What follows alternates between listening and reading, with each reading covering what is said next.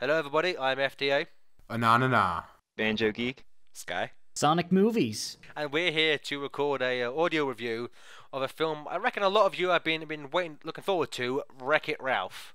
It's of course the new Disney film directed by longtime Simpsons and Futurama director Rich Moore, written by guys who we don't know about, and stars a kind of fairly decent Hollywood cast as a bunch of video game characters, specifically the title character Wreck-It Ralph, who after 30 years of being ignored and very much hated for being the villain of his game, wants to it's called an in-universe game jump, so he can basically find merit as something else. So take it away with basic views, everyone else. All right. I mean, it follows a pretty standard Disney format. I mean, it definitely appeals to kind of a wide age group. I would recommend everyone to not be fooled by the initial trailers. It definitely doesn't follow a ton of different games by any means. It's more of an array of cameos, but I'd reckon it's pretty goddarn cute. I would say if you're going in expecting a typical Disney movie, well, you won't find it here. Go into it with the mind of Hercules. Yeah, I think that sounds about good. All right. Don't go into it having too high of expectations because they will never be met. But personally, I loved it, even with my gargantuan expectations. Most of them were reached, not all of them, and I'm okay with that because it was a damn good movie. Yeah, I'd give it a solid 4.5 out of 5. I mean, I freaking loved it. It had like a small level of complexity to it, but yeah, it was enjoyable. Even I would say even non-gamers would enjoy it because like it's obviously about video games. You have your video game references, which are pretty much all visual. Like nothing's ever like said as a reference. So like, I think everyone would like it.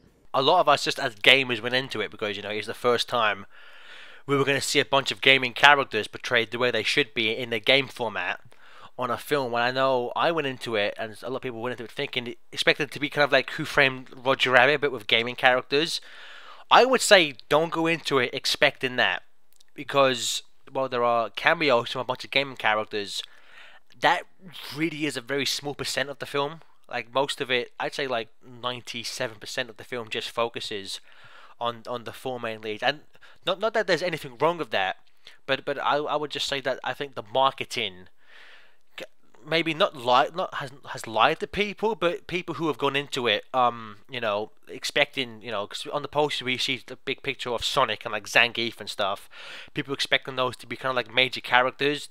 They're really not in any way, shape or form. I mean, well, I guess technically Sonic has kind of Sonic's cameo is plot important, but but like a minute after what Sonic says, which is plot important, somebody else says it, which kind of makes Sonic's role redundant. I thought it was funny that Sonic is on two posters. One is the main one, and one's like a side poster, and he has like less than 30 seconds of screen time. He probably has altogether 30 seconds. Here's one line of dialogue, which that's fine. But I would just say a small nitpick of mine, which anyone who has seen.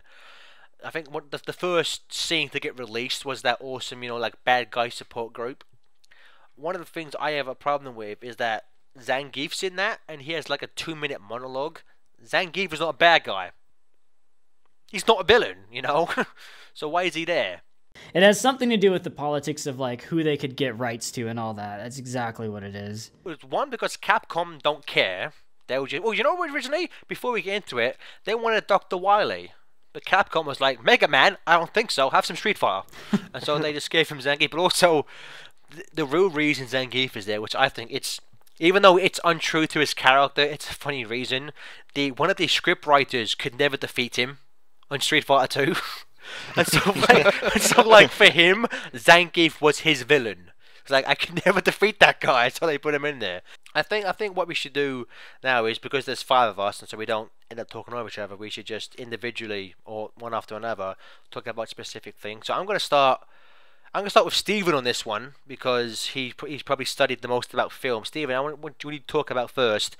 Your thoughts on the overall story, how it's structured. I loved the story of this. It actually had, like I said earlier, a level of complexity. You've got like 4 different things going on here. You have what Wreck-It Ralph is trying to achieve, and I'm gonna try to not spoil anything.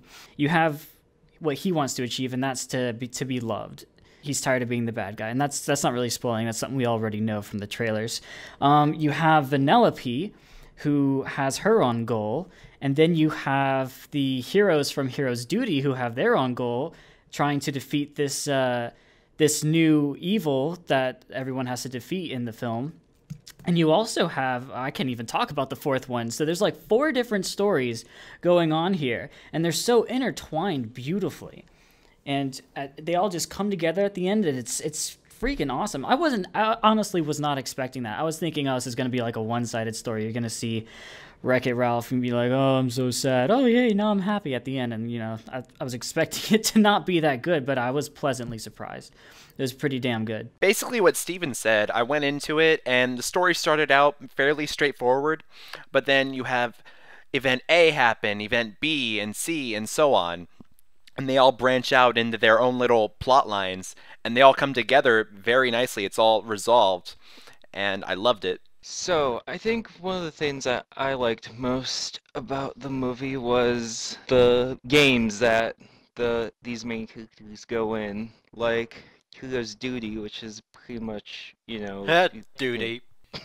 which is your typical FPS with a little bit of Metroid in it. It's really dark and actually sets itself apart from the rest of the movie, and it's really awesome actually. There's also Sugar Rush, which is basically a Mario Kart, but with a kind of candy theme. And while I'll admit I do kind of get sick of it because it's shown through most of the movie, It is shown a lot, yeah. it is quite beautiful, and some of the sections in it are pretty creative, I'll admit. So I am pretty much like everyone else. I mean, I'm a big fan of the story. It's definitely not what you would initially expect just based off of the trailers. But the most interesting component of the story itself is like the duality between Felix and Ralph, who are supposed stricken enemies who, outside of their game world, they're just kind of 2 dudes trying to get through who end up becoming friends. I think that's a pretty interesting and major component to the story itself. None of us hated the film by any means, but I would say I probably liked it the least out of all of us. Not to say that I didn't like it at all, but to me, I think I had the most issues with it. Just the fact that, as Marcelo says, when they get the Sugar Rush, I just feel too much time is spent there, and for how much time is spent there, not that much happens. Like we get some nice bonding scenes with Ralph, and I forget the name of the girl. Vanellope. Vanellope. She's voiced by Sarah Silverman. I hate Sarah Silverman, so by default I hate that character.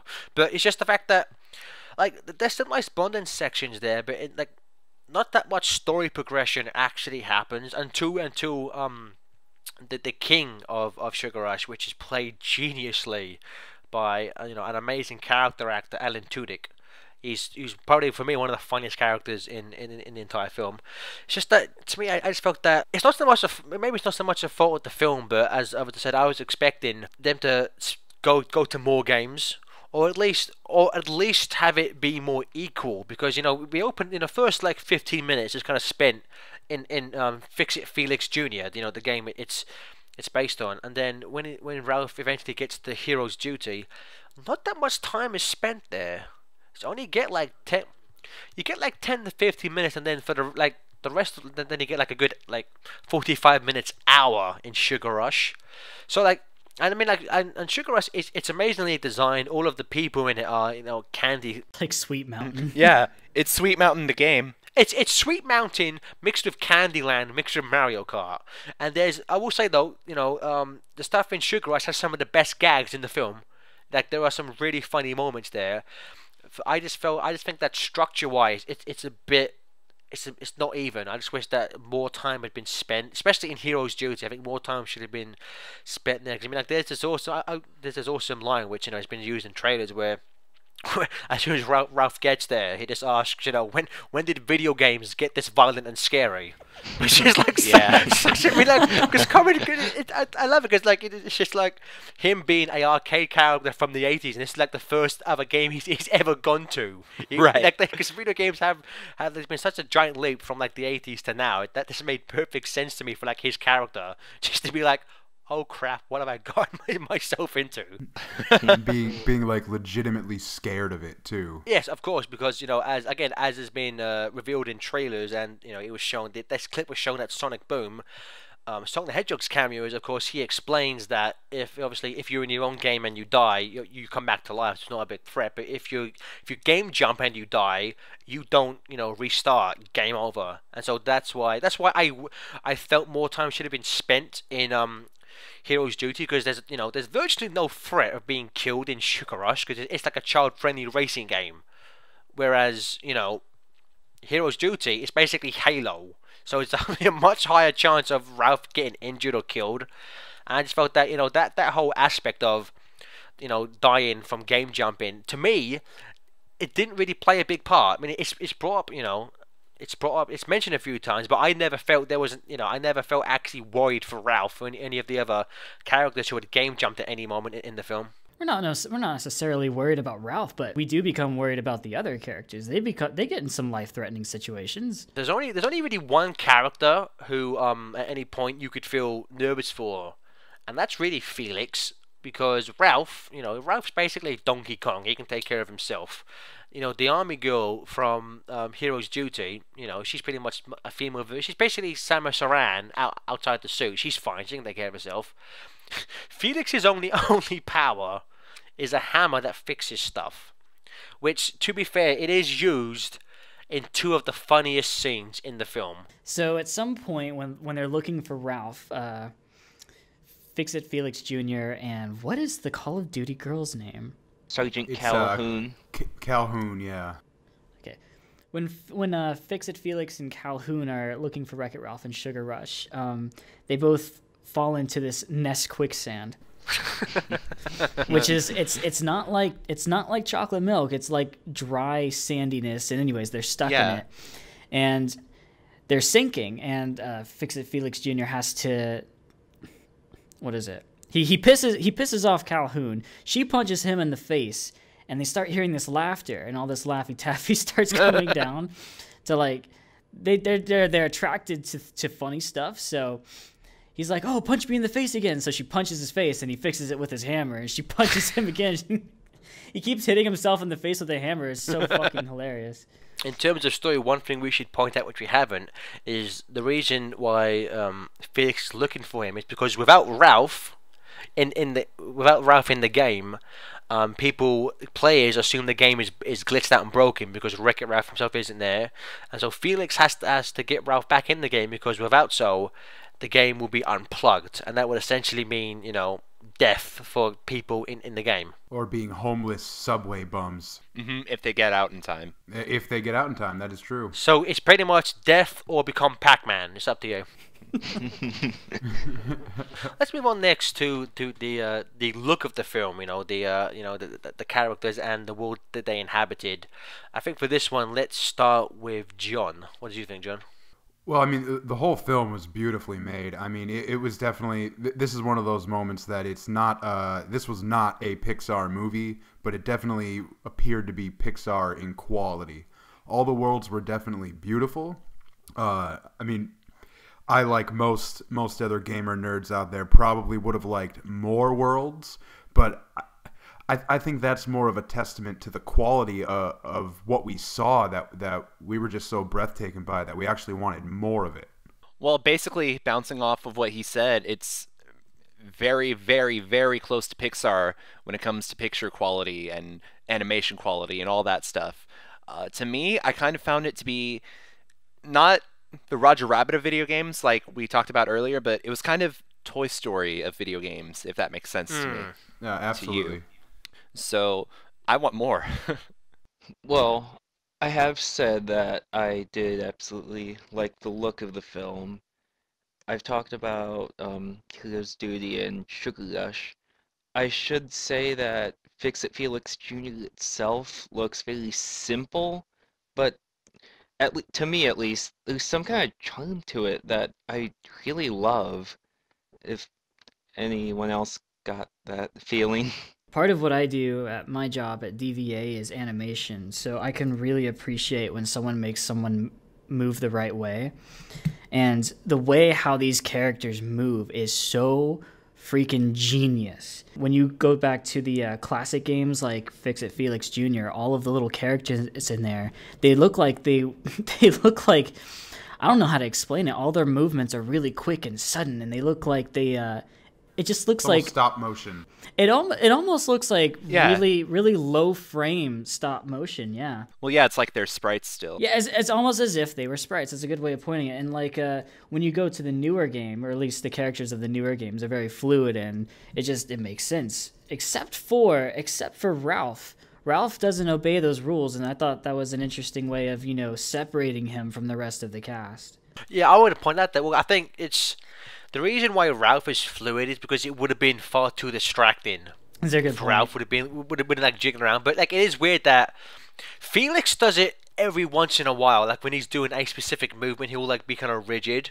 But like it does mean like it is a nice way to have like the old school characters stand out from the new ones. The three main games, Wreck-It Ralph, Sugar Rush, and Hero's Duty, they all have very distinct animation styles and like character design. So like the characters from Fix It Felix don't really fit in Sugar Rush, and of course nobody in Sugar Rush would fit in Hero's Duty. So I like the fact that all the worlds, looked unique, and they do kind of stand out. But I think one of the places we haven't talked about is the kind of hub world for the game, for the film, if you will, which is a Game Central Station, which is pretty much after hours, where where all the game characters meet, and there's a nice scene set in the old school game Tapper, where basically all the characters go to get a drink. Which, a little trivia for you, Tapper actually used to be a game about alcohol, but later they changed it to root beer. Just thought I'd throw that out there. Right. Well, technically they're still drinking root beer, but if you look at it, the characters in there, some of them are clearly drunk. So they're still getting affected by it. It's that placebo effect, Maybe they're playing the old version. Could be. Could be, but yeah. I think the bartender in Tapper specifically looks. I mean, like the characters in the townspeople in Fix It Felix Jr. kind of look like they're kind of missing some frames, but the bartender in Tapper literally looks like stop motion animation, like almost like someone filmed that separately and just superimposed it over the CG. Yeah. Like that was what, to me, that was what looked good. There's also a few sections where we see them as like game sprites, because for example, again, it's been shown in trailers and stuff, but the bit where when they leave the bad guys meeting, it's set in Pac-Man, and so we see all the characters as like sprites walking through Pac-Man. So you see like Bowser and like Zangief and like Eggman as like 8-bit like Pac-Man sprites. And I thought stuff like that was really quite cool. Yeah, a lot of, I think the amount of quality or little details that they put in here is just fantastic. Like even when you go to Sugar Rush, the theme of the song is in Japanese because it comes from Japan. I was like, that is amazing how much detail you guys put into this crap. It is great because normally, like when movies and TV shows use like games or reference games, they're not 9 times out of 10 they're not done by gamers, and the mistakes are normally either wrong or just don't make Yeah. any sense. This one, it was done by gamers, and so pretty much with the exception of Zangief not being a villain, pretty much all the references and jokes based on games make sense and are completely true and accurate to the characters. I mean, there was even the director has told stories where during that villain scene they would have to do revisions after revisions because like Nintendo and Capcom and Sega were like, our characters aren't tall enough. Like Eggman's just as tall as Bowser, make him taller and stuff like that. And then apparently they had to redesign. Like, they had to redesign Bowser so he's holding a cup of coffee correctly. Apparently Nintendo were like, Bowser wouldn't hold coffee that way, to redo it. Oh my god. So Gareth, why don't you tell us a little bit like about approved characters. Okay, so essentially, list of actual franchise characters. If you've seen any of the posters, there's of course Sonic the Hedgehog, voiced by Sonic's current voice actor Roger Craig Smith. We have Dr. Eggman, unfortunately not voiced by Mike Pollock. I don't think he has a voice at all. He wasn't even in the credits. Yeah, he wasn't voiced by anybody. No, he doesn't have a voice. Essentially, because Mike Pollock didn't voice him. You see Eggman's lips move during, when the bad guys give their speech of, I'm bad, but that's good, such and such. But Eggman doesn't speak on his own. We have Bowser, of course, villain for Mario, who's in there, who is really the only Nintendo character to get featured prominently. We have from Street Fighter, we have Ryu, Ken, and M. Bison, and Zangief. Ryu, Ken, and M. Bison are using their official voice actors from Street Fighter 4 and Tekken vs. Street Fighter. Zangief is actually voiced by director Rich Moore, which is pretty cool. We have Pac-Man. We have Binky, I believe. I think it's Binky. We have the Orange Ghost from Pac-Man.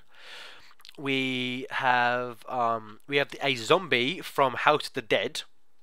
Yeah, apparently, he looks like Kano, he acts like Kano, he does one of Kano's moves, but apparently it's not actually Kano from Mortal Kombat, although he only appears in one scene. And along the way, in the background, you see characters like Chun-Li and Cammy from Street Fighter walking around. Apparently, you see Princess Daisy and Princess Rosalind from the Mario franchise.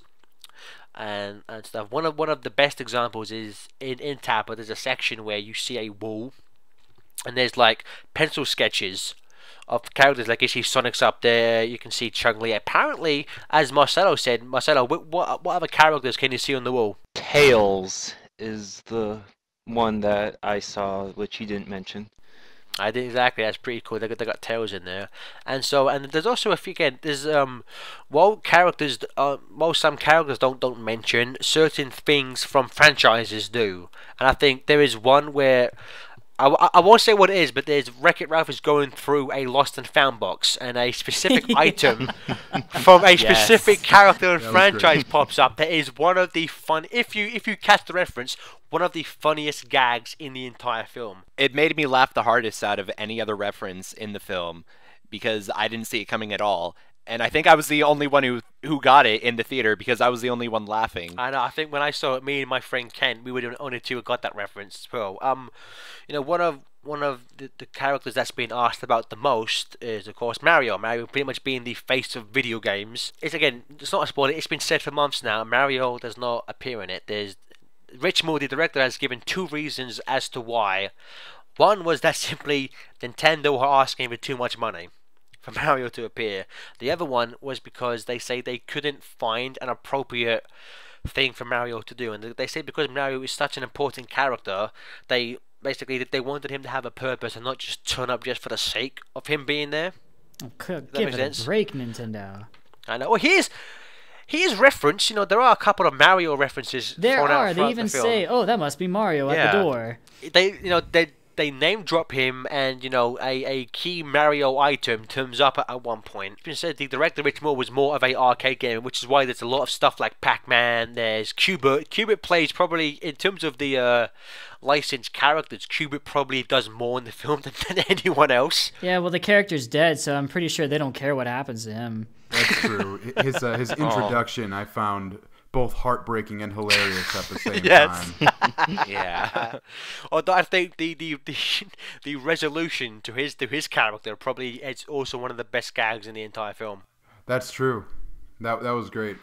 What I will say in terms of the video game references, unfortunately, and again, slight spoiler here, but they kind of did what I was hoping they wouldn't do, in the sense that the opening 20 minutes pretty much just throws joke after reference after character at you, and then as soon as Ralph kind of leaves his game, you don't really see any licensed character. And again, it's not really a fault of the film. Just the way it's marketed, you just assume all these characters will play a role throughout the film, and to me it was slightly disappointing that after say 20 minutes 25 minutes you don't see the likes of Sonic, Ryu, Pac-Man again. Or you don't see them fighting off the big evil towards the end of the film. That would have been amazing if they all grouped up. Like if all those characters Yeah. from all those games helped defeat this evil, that would have been so cool. I reckon there probably is a draft somewhere that includes that. I would be surprised if that thought never crossed anyone's mind of doing that. But I guess I'm not sure what the deal was. I'm not sure if they had if they were paying per shot. So like every time Sonic appears on screen, they have to pay Sega more money, or if they just because like if I was making this film, if say they paid a one lump sum for Sonic and they could use him as much as they wanted, I just would have used I would have brought in these characters more. I just would have made it feel like more of like a game world, if that makes any sense. No, absolutely. Like if they just knew each other and had more conversations, you would have got a little more. 'Cause you got the feeling that all the villains. I mean, obviously it's in that first trailer. They all get together and they seem to know each other. It would have been great to actually have that from the hero's side as well. Yeah, because there isn't really a scene of them meeting up. The one thing about the villains, there's a nice bit I thought when and again it's using trailer shots where they're on like this train going back to Game Century World, and Eggman and Bowser are sitting next to each other having a conversation. You don't hear you don't hear anything they say. But I thought that was a nice little two of like gaming's biggest villains talking to each other. I thought it was pretty cool. I like the Game Central station, especially just for the fact that characters that don't play a role, they're all in there. I mean, there are a buttload of characters in there that you all recognize. Yeah, one of the things I'm most looking forward to is when it comes out on Blu-ray, like watching it on like a big HD TV, Yeah, and just pausing it. just like freeze framing and looking around. I see you and you and you and you. I kind of, and again, this is again kind of an extreme minor nitpick. While like the idea behind Grand Central Station, it's pretty much a big train station. I was just kind of hoping that like the designer of the hub itself would have been more game-like, because it is pretty much just designed like a standard train station.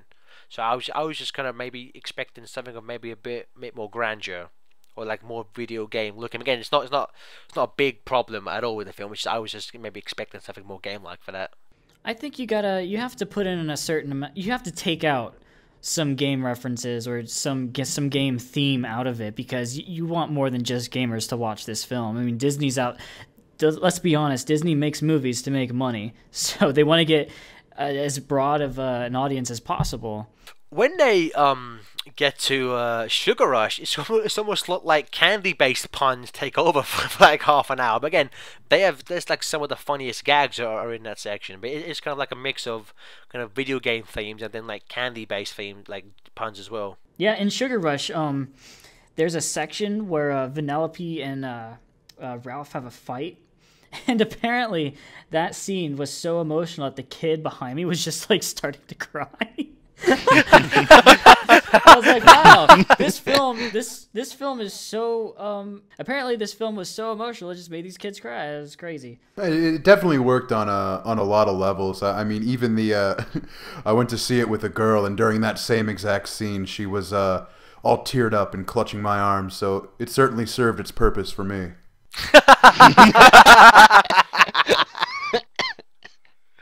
So basically what Ananda is saying here is take a girl to see this film, you will get laid. You won't be perfect date disappointed. That should be on the poster. That's hilarious. I'll just say that I'm gonna wreck it. yeah, exactly. Skylar, you dirty old man. And I did.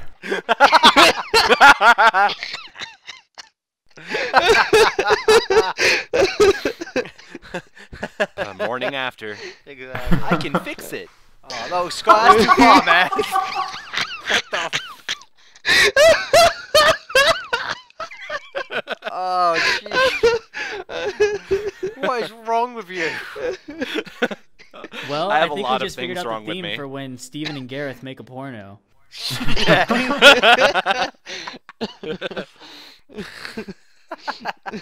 We should totally do that. It'd be amazing.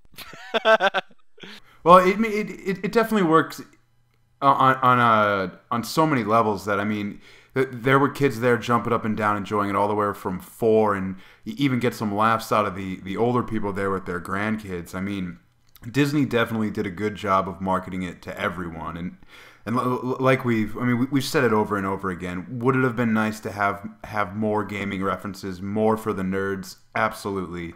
But as far as making a complete film, you know, I definitely think they hit the nail on the head with this one as far as all ages. I mean, both genders. It's really for everyone. If the film would have just been, you know, reference after reference, but without an actual decent movie there, it would have failed. You know, I mean, I do appreciate the fact that, you know, they do tell a nice and compelling story. While I myself find it lags slightly in the middle for a little bit, it is, you know, I think it stands up there in terms of story with some of Disney's best. I mean, like these are memorable characters that, you know, that they've invented that go, you know, that share a small amount of screen time with some of gaming's biggest icons. But you know, as John said, you know, some more characters would have been nice. But, you know, in terms of marketing it to everyone, because I saw it with my wife and, as I said, her friend, her best friend, and they were both apprehensive about it because, you know, it's a Disney film, but they went in with kind of low expectations, and it surpassed, you know, what they were expecting by a long shot. There's a section involving the phrase "turbo time," which was my wife's favorite scene. It was probably one of my favorite scenes. It's a very small section, but just the phrase "turbo time," I think, is going to become a meme for me now because it's just amazing. Did any of you guys think it was slightly cheap to go the Toy Story route? Like, oh, all the people are gone, we can all come to life now. They kind of got away from it a little bit by like sort of treating it as like a work day almost, not like the people are gone, we can mess around. There's actually a great scene with Ken and Raya. I don't know if we touched upon it, where the arcade closes just as they're finishing a fight, and they look at each other and say, "Hey, buddy, want to go to Tappers and get a drink?" Like, ooh, that was a long day, or something. So I think they tried to address it that, like, well, it's a Disney movie and it's animated, and they're inanimate things becoming sort of animate and lifelike. It's pretty much Toy Story. For me, it's kind of like Toy Story mix of Monsters Inc. Yeah, absolutely. Yeah. But yeah, basically that. I think they see it as their job, and so it's just, oh, hey, day's over, let's go over to Central Station or jump over to this game and, you know, hang out for the night. It is clearly. I think the job aspect is it's shown most clearly in Hero's Duty. Like you know, like, because when they're in that section, you really see that. Well, especially for that game, that they treat it like it's a job. You know. Yeah, like how when Ralph jumps in, kind of a minor spoiler, but not too important. He jumps in, so he's throwing everything out of whack. You know, cutscenes and stuff. So Sergeant. Well, there are no cutscenes in a movie. Well, as far as I'm within the, I'm talking about within the game. You know, the game cutscenes. So Sergeant Calhoun, her name is, right? We've established that. So Sergeant Calhoun has to just readjust and be like, okay, all right, where were we? You know, and carry on with the cutscene. Yeah, which I thought that was an interesting way of having like the camera be there, because that's never really, because they explain like the camera in Wreck-It Ralph, in Fix It Felix Jr. They explain the camera system in Hero's Duty. They don't explain the camera aspect at all in Sugar Rush, which again it's you know, it's not really a plot hole or anything. It's just kind of weird that they kind of go out of their way to explain how the camera works in those two games, but they kind of just left it completely blank in Sugar Rush.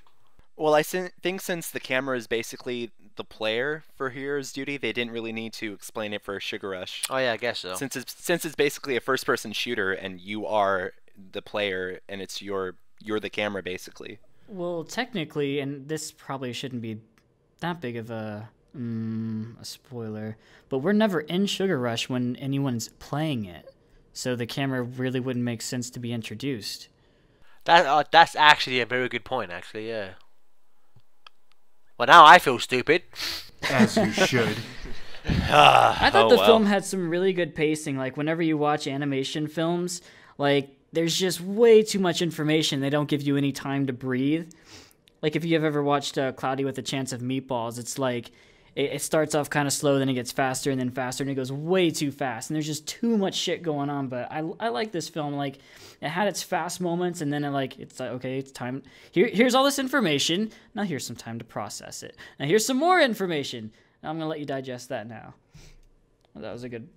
A lot of animation films don't do that, and I was appreciative that they actually pulled through with that. Well, again, I think, as the director had spent, close to 20 years doing shows like The Simpsons and Futurama, like he'd worked on the Simpsons movie. He clearly, Rich Moore clearly understands pace in terms of, like comedy and stuff, and especially animation. So again, as Steven said, pace-wise, it slows down when it needs to, and it speeds up when it needs to. But I think that maybe just a few minutes could have been trimmed just to maybe tighten up like a certain sections in the middle. I just felt personally kind of lagged, not a lot, but just I found myself slightly bored from a few minutes in roughly around the middle section of Sugar Rush. I think now we can move on to maybe just doing a quick sum up and maybe a overall score. I think for this one, because Stephen already started with a out of 5 system, we should start with that. So we've seen that Stephen already kind of gave his. Why don't we let him go first, just to recap? Just to recap, the animation was awesome.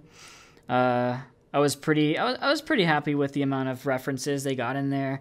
Story was nice and complex. It had a really good amount of originality, with some unoriginality, but that's to be expected with a family film. Apparently it was emotional enough to make kids cry, and I liked it.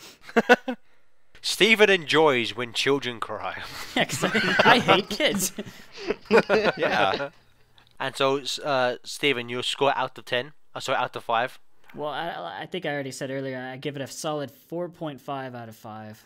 Again, I'm going to bounce off what Steven said. It's kind of been my theme for the night, but whatever.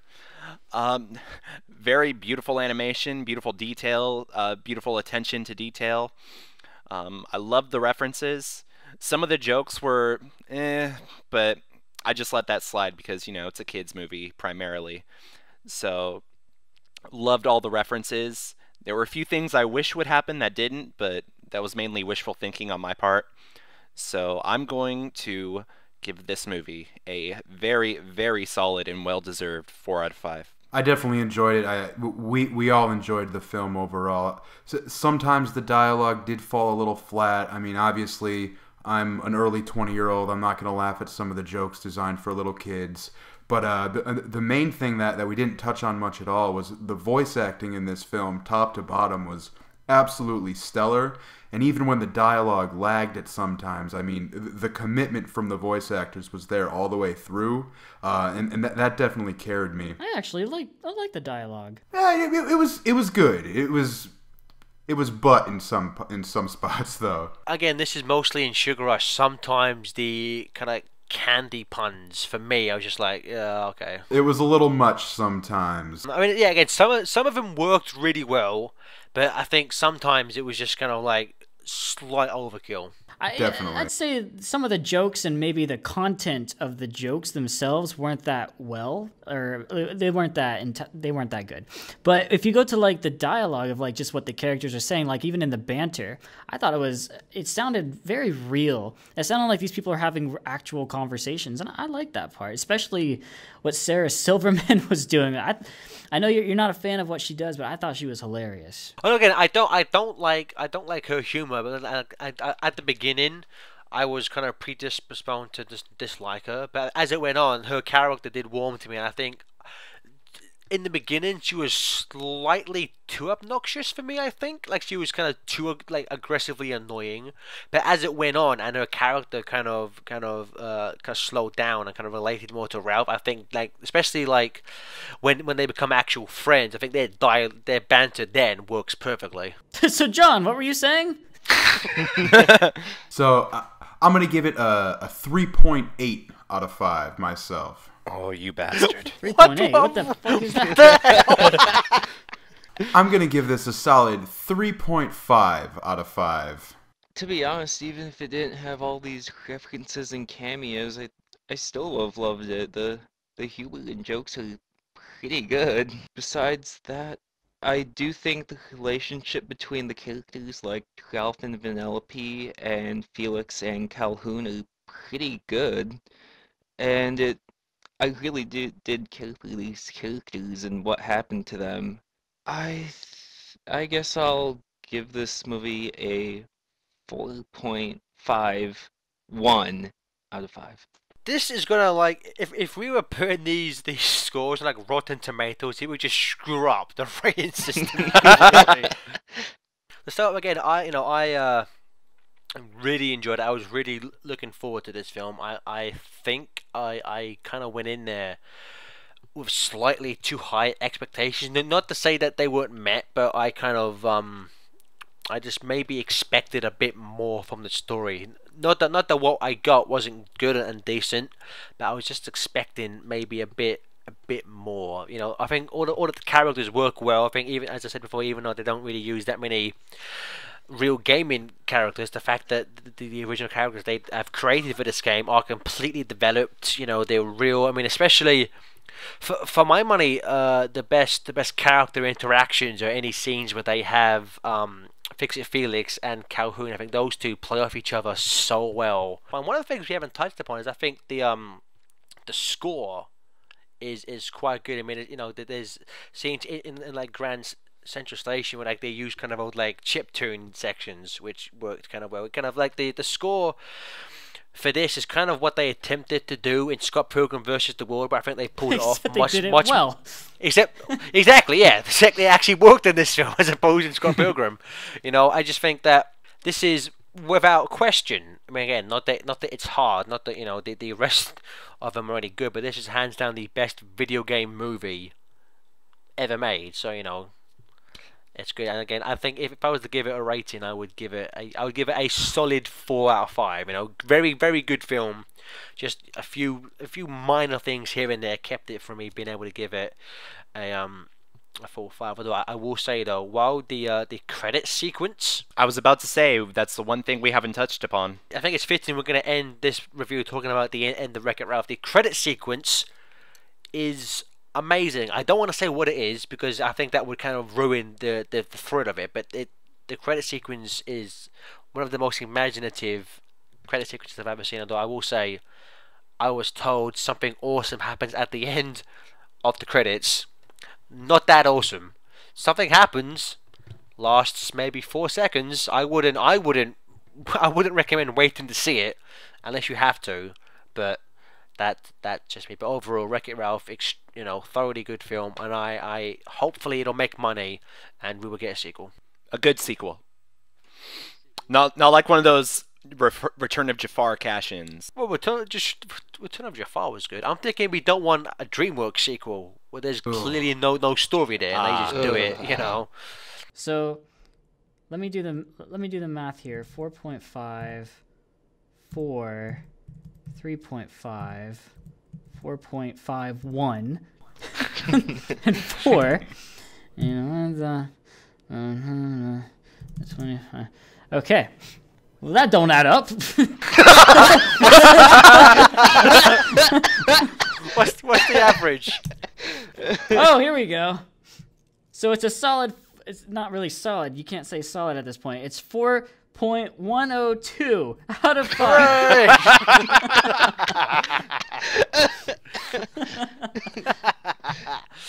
Well, I wanna thank you for listening to this incredibly unorganized rambling review, and from myself, FDA, Na.